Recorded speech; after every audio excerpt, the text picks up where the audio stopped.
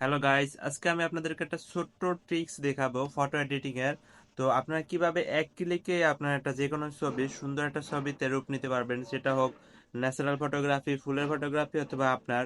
তো মাত্র জাস্ট একটা ক্লিক করবেন, তো ও অনেকগুলো ফটো এডিট করে দিব। লাইটরুমের ছোট্ট একটা ট্রিক্স। তো চলুন গাইস, শুরু করা যাক। তো গাইস, এই জন্য আপনারা লাইটরুম অ্যাপ্লিকেশনটি ইনস্টল করে নেবেন। যদি ইনস্টল করা না থাকে সেই ক্ষেত্রে আমার নিচে ডিসক্রিপশনে একটা লিংক দেওয়া থাকবো, এখান থেকে দেখতে পারবেন যে কিভাবে ফ্রিতে লাইটরুম ইনস্টল করা যায়। তো গাইস, ওপেন করার পর আপনি আপনার পছন্দের যে কোনো একটা ফটো নেবেন। আমি এই ফটোটা নিব। এটার জন্য কোনো প্রিসেটের দরকার হয় না, কোনো প্রিসেট লাগে না। তো আপনি এই যে প্রেস নামে যে অপশনটা আছে এখানে ক্লিক করবেন। তো গাইস, ক্লিক করার পর আপনার সামনে এরকম ফিচারটা আসবে। তো আপনি এখানে রিকমেন্ড নামে যে অপশনটা আছে এটার উপরে ক্লিক করবেন। তো ক্লিক করার পরে দেখবেন আপনার ফটোটা ও স্ক্যানিং করে নেওয়ার পরে ও নিজে নিজে ফটোটা এডিটিং করে দিব। তো গাইস, এরকম আপনার ফটো এডিটিংগুলো সামনে চলে আসবে। তো আপনি এখান থেকে চেক করতে পারবেন যে আপনার কোন ফটোটা পছন্দ হয়।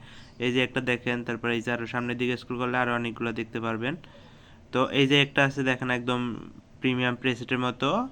এই ছবিটা কিন্তু অনেক সুন্দর লাগে। এটা কিন্তু আমি কিছুই করি নাই, জাস্ট ওই অ্যানালাইসিস করে ছবিগুলো এডিট করে দিছে। তো আপনার এখান থেকে যেটা পছন্দ লাগে আপনি ওইটা সেভ করে নিতে পারবেন। আমার এটা পছন্দ লাগে, আমি এটা সেভ করে নিতেছি। তো এর একটা কঠিন লুক আসছে, তো এখান থেকে সেভ করার জন্য এই থ্রি ডটে ক্লিক করবেন।